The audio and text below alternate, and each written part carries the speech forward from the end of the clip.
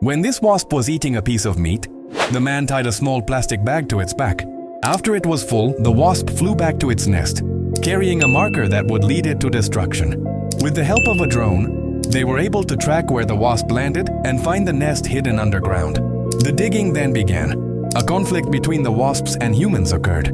They started eliminating the angry wasps one by one. Next, they destroyed the future of the colony by destroying the wasp eggs and larvae.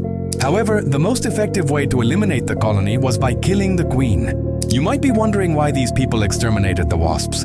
This is because wasps are well known for damaging local farms and killing honeybees. This can destroy the livelihood of honeybee farmers and cause losses every year.